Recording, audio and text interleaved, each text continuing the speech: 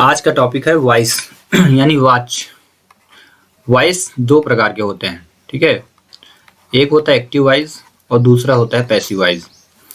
आप जितना भी टेंस पढ़ते हैं वो सभी जो फॉर्म होता है वो एक्टिव वॉइस के फॉर्म में रहता है। एक्टिव वॉइस किस में रहता है? जितना आप टेंस की स्टडी करते हो। और पैसिव वॉइस उसी टेंस को हम कन्वर्ट करते हैं। पैसिव वॉइस में ओनली हम यूज करते हैं V3 फॉर्म को, ठीक है। तो पहला क्वेश्चन लिखा है Ram writes a letter. Ram एक पत्र लिखता है, तो इसमें पहले आपको आइडेंटिफाई करना है। पहला है सब्जेक्ट, इसके बाद है वर्ब और इसके बाद है ऑब्जेक्ट, ठीक है। फिर ये वर्ब की पहचान कर लेना है। तो यस लगा है तो ये वर्ब की कौन सी फॉर्म हो गई? वर्ब की फिफ्थ फॉर्म। और वर्ब की फिफ्थ फॉर्म का मतलब हुआ प्रेजेंट इंडेफिनिट है, ठीक है, प्रेजेंट इंडेफिनिट। और प्रेजेंट इंडेफिनिट जब होता है तो इसकी जब हम पैसिव वॉइस बनाते हैं, पैसिव वॉइस बनाएंगे तो इसकी हेल्पिंग वर्ब क्या होगी? ध्यान रखना, इज, एम, आर और प्लस V3 यूज करेंगे, ठीक है। किसी भी टेंस का अगर इंडेफिनिट फॉर्म चल रहा हो एक्टिव वॉइस में तो उसका जब आप पैसिव वॉइस बनाते हैं तो उसके कॉन्टिन्यूस से हेल्पिंग वर्ब लेते हैं, ठीक है। अगर पास्ट इंडेफिनिट होगा तो उसके लिए हेल्पिंग वर्ब हो जाएगी आपकी वॉज, वर प्लस V3।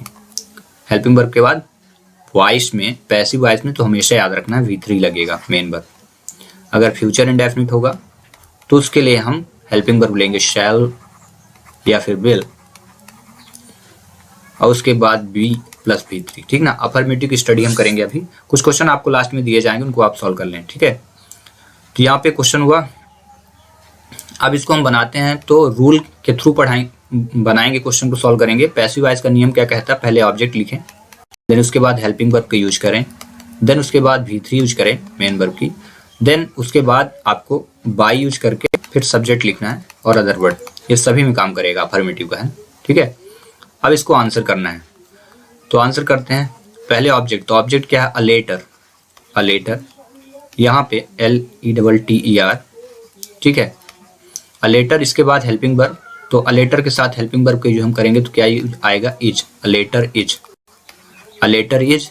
फिर V3, तो राइट का V3 फॉर्म क्या होगा? Written, WRITEN, written. फिर लिखेंगे बाय, आ गया। फिर सब्जेक्ट, तो राम का राम ही रहेगा।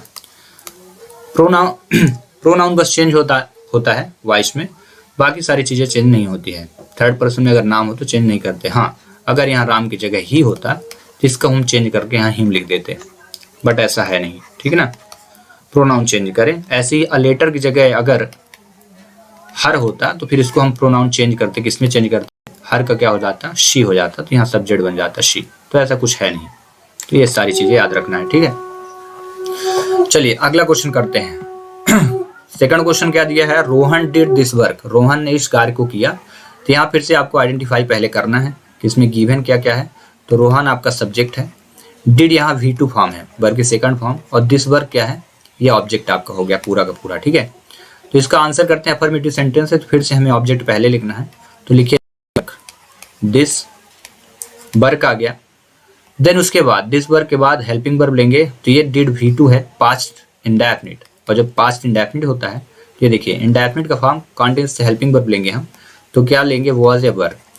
तो यहाँ दिस वर्क सिंगुलर है, दिस हमेशा सिंगुलर फॉर्म होता है, तो इसके साथ सिंगुलर वर्ब तो वॉज आएगा। This work was. V3, तो डिड का क्या होगा? Done, do did done. सभी फॉर्म याद रखें, डू डिड और डन। और यहाँ होता है डूइंग और फिर हो जाता है डज, ठीक है, ये सभी। और एक होता है टू डू, फुल फॉर्म। तो यहाँ लिखेंगे this work was done by किसके? रोहन। इस प्रकार ये क्वेश्चन हो जाएगा सॉल्व। अगला करते हैं क्वेश्चन नंबर थर्ड, ठीक है। क्वेश्चन नंबर थर्ड में आप देखें तो पहले हमें सब्जेक्ट आइडेंटिफाई करना है, तो सब्जेक्ट यू है। ये हेल्पिंग वर्ब आपको दी है विल, वर्ब की फर्स्ट फॉर्म आई, और ये आपका पूरा ऑब्जेक्ट है, ठीक है। विल आया और शैल और विल की पहचान अगर वर्ब की फर्स्ट फॉर्म हो तो वो पहुंच जाता है फ्यूचर इंडेफिनिट में, ठीक है। तो फ्यूचर इंडेफिनिट जब होगा तो उससे हम हेल्पिंग वर्ब लेंगे तो फ्यूचर कॉन्टिन्यूअस से लेंगे अगले फॉर्म से। तो देखिए शैल या विल दिया है, फिर यहाँ के आ गया बी, आ गया बी यूज करके V3 लगाना है। अफर्मेटिव सेंटेंस फिर से है, इसका आंसर उसी प्रकार हम फिर से करने वाले हैं। पहले ऑब्जेक्ट आएगा तो एन एप्पल, एन एप्पल आया। फिर उसके बाद हेल्पिंग वर्ब, तो एन एप्पल के साथ फिर से विल, रीजन बताऊंगा। An apple will. इसके बाद V3, तो ईट का V3 form, eat, ate, eaten, फिर ईटिंग हो जाएगा, आईएनजी लगाएंगे और ईट्स होता है, टू ईट एक होता है, ठीक है, ये फुल वर्ब है। तो यहाँ an apple will eaten, an apple will eaten by, U का यू ही रहेगा, ये कंप्लीट। अब यहाँ पे जैसे विल आया, इसका रीजन क्या है, शैल या विल हेल्पिंग वर्ब होती है, तो याद रखें, बिल्कुल रट लें या फिर बार बार प्रैक्टिस करके समझ लें। शैल का यूज सिर्फ आई और बी के साथ करें, बाकी अदर सब्जेक्ट के साथ हमेशा वर्ब यूज होता है, other subject only for I we you can use shall, ठीक है। चलिए नेक्स्ट करते हैं क्वेश्चन नंबर 3 इसी का। क्वेश्चन नंबर 3 तो कंप्लीट हो गया। 4 अब यहाँ लिखा है सी इज प्लेइंग क्रिकेट, तो यहाँ पे इज आया हेल्पिंग वर्ब और इसके बाद भी 4 का यूज हुआ।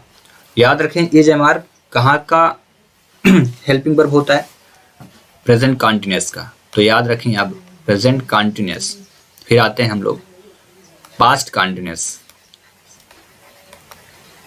और फिर आते हैं परफेक्ट कॉन्टिन्यूअस, पास्ट के बाद फ्यूचर कॉन्टिन्यूअस, तो फ्यूचर कॉन्टिन्यूअस की वॉइस बनता ही नहीं, ठीक है। तो प्रेजेंट कॉन्टिन्यूअस का जब हम वॉइस चेंज करते हैं तो इसकी हेल्पिंग वर्ब याद रखें इज, एम, आर के बाद बीन लगा देना है और उसके बाद V3 यूज करना है, ठीक ना। अफर्मेटिव का पूरा स्ट्रक्चर लेके चल रहे हैं। ऐसे पास्ट में जब चलेंगे तो क्या हो जाएगा, वॉज या वर यूज करना है, वॉज या फिर वर प्लस बीन, बीन नहीं being, BEIN, being, being plus V3, ठीक है, ये चलेगा। और बाकी सारी चीज़ें वही पुरानी। तो पहले हम सब्जेक्ट आइडेंटिफाई किए, सब्जेक्ट हो गया, हेल्पिंग वर्ब दी है, फिर ये मेन वर्ब आपकी V4 है और ये आपका ऑब्जेक्ट। तो ऑब्जेक्ट से चलेंगे हम, इसका जब आंसर करेंगे तो पहले सबसे पहले आपको यहाँ पे लिखना पड़ेगा ऑब्जेक्ट। तो ऑब्जेक्ट में क्या है, क्रिकेट, तो क्रिकेट लिखिए, CRICKET, क्रिकेट सिंगुलर है तो इज आएगा, cricket is being, BEING, cricket is being. Verb की थर्ड फॉर्म तो प्लेइंग, तो प्लेड हो जाएगा, प्ले प्लेड होता है, play played, played playing place, ठीक है। Cricket is being played by. अब देखिए यहाँ शी है, तो शी का जब हम प्रोनाउन, ये शी कहाँ है, सब्जेक्टिव केस पे, जब इसको हम चेंज करेंगे तो इसका ऑब्जेक्टिव केस आएगा, क्योंकि ऑब्जेक्ट में पहुंच गया तो हर हो जाएगा, ठीक है। तो ये आप चेंज याद रखें कैसे चेंज करते हैं। अगर एक्टिव वाइज शी दिया हो तो इसका पैसिव वाइज क्या होगा, हर। वी दिया हो तो अस, याद कर लें, दे दिया हो तो देम, ठीक है। आई दिया हो तो मी, ठीक है।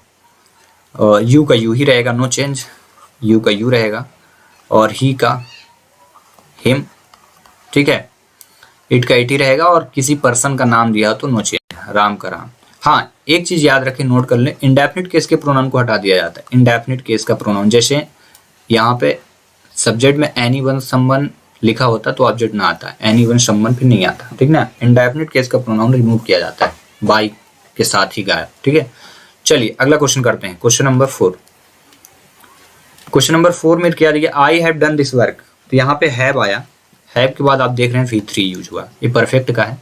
और हैज और हैव याद रखें, हैज और हैव ये प्रेजेंट परफेक्ट का होता है, प्रेजेंट परफेक्ट का हेल्पिंग वर्ब है, और इसके साथ V3 है। तो जब हम इसको हम वॉइस में चेंज करेंगे तो इसके साथ बीन लगाएंगे प्लस V3 करेंगे, ठीक है।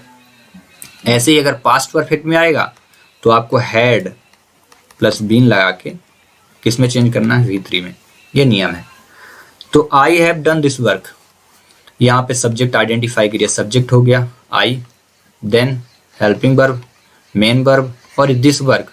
दिस को याद रखना, ये होता है रिलेटिव प्रोनाउन, रिलेटिव नहीं, डेमोन्स्ट्रेटिव प्रोनाउन है। लेकिन जब ये नाउन के पहले आए तो ये डेमोन्स्ट्रेटिव एडजेक्टिव हो जाता है, ये पजेसिव एडजेक्टिव का भी काम करता है। तो ये यहाँ पे पूरा का पूरा ऑब्जेक्ट काम करेगा, ठीक है। अब चलिए फिर से वही पुराना नियम, सबसे पहले आप लिखने वाले हैं क्या, ऑब्जेक्ट, तो दिस वर्क, दिस वर्क। एक ही टाइप का क्वेश्चन मैंने उठाया, अफर्मेटिव सेंटेंस, जिससे आपको समझ में आए, उसी प्रकार से क्वेश्चन भी दिया जाएगा। दिस वर्क, इसके बाद हेल्पिंग वर्ब लेंगे हम, पुराना नियम, ऑब्जेक्ट आएगा फिर हेल्पिंग वर्ब, ठीक ना। यही देखिए लिख देते हैं, ऑब्जेक्ट प्लस इसके बाद helping verb plus V3 plus by plus subject plus other word, full stop, ठीक। ठीक है। तो पहले तो आप लिखेंगे क्या, वही जब इसको आंसर करेंगे तो ऑब्जेक्ट पहले तो दिस वर्क आ गया, दिस वर्क, फिर इसके बाद हेल्पिंग वर्ब, तो हेल्पिंग वर्ब के साथ हैज और हैव, यहाँ पे दो हेल्पिंग वर्ब रहेंगे आपके पास क्योंकि ये प्रेजेंट इंडेफिनिट है। तो जब हैज और हैव, तो इनमें भी आपको याद रखना है हैज और हैव का यूज प्लूरल सब्जेक्ट के साथ और हैव का यूज सिंगुलर सब्जेक्ट के साथ, ठीक ना। सिंगुलर सब्जेक्ट में थर्ड पर्सन आते हैं, पूरे थर्ड पर्सन और किसी का नाम he, she, it, any person name. Have के साथ प्लूरल सब्जेक्ट और जिसमें एक्सेप्शन में आई यूज करते हैं, आई भी हैव के साथ यूज होता है, ये अपवाद है, एक्सेप्शन, इसको याद रखें। यहाँ दिस वर्क है, तो दिस वर्क क्या है, सिंगुलर है, दिस सिंगुलर फॉर्म में है, तो इसके साथ हम जो वर्ब यूज करेंगे वो क्या होगी, सिंगुलर, तो हैज आ जाएगा, दिस हैज, ठीक है, दिस वर्क हैज। फिर V3 तो डन का डन ही रहेगा।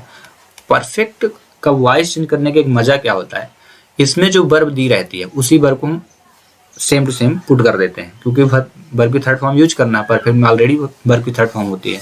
तो this work has done bye, और यहाँ क्या लिखा, आई, तो आई के लिए क्या होता है, देखो आई के लिए जब हम पैसिव वॉइस चेंज करते हैं तो क्या यूज होता है, मी, तो अब यहाँ लिखेंगे क्या, मी, ठीक है। ये आई था, आई सब्जेक्टिव में था, चेंज हुआ ऑब्जेक्टिव में, तो हो गया this work has done by me, ठीक है। अगला क्वेश्चन करते हैं।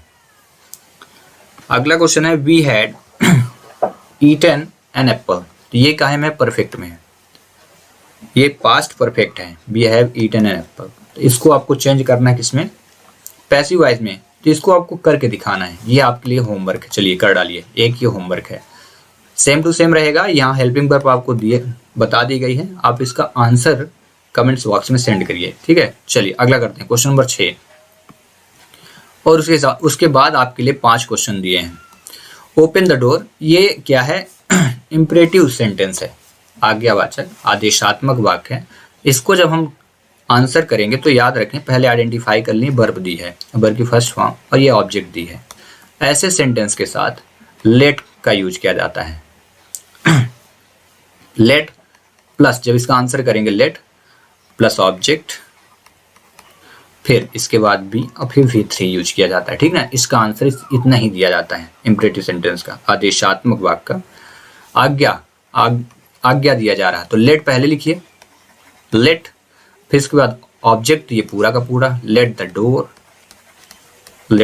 और फिर इसके बाद बी यूज करना है, लेट द डोर बी, और V3 तो वर्ब यहाँ पे ओपन है, तो ओपन का क्या हो जाएगा, ओपन, और इसका ये करेक्ट आंसर है, ठीक है। इस प्रकार से 6 के 6 क्वेश्चन हमने आपको बताए, ठीक है। उसमें एक इंपरेटिव सेंटेंस से भी एक क्वेश्चन लिया गया।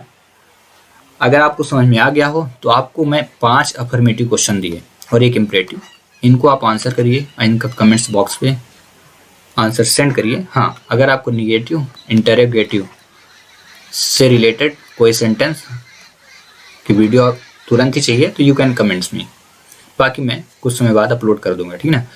तो पहला question, he is opening the door, दूसरा है वी हैव कुक्ड फूड, तीसरा है क्लोज द डोर, चौथा क्वेश्चन है यू राइट अ लेटर, पांचवा सी एट एन एप्पल। इनको पैसिव वॉइस में चेंज करना है। Do yourself. Till, thanks for watching.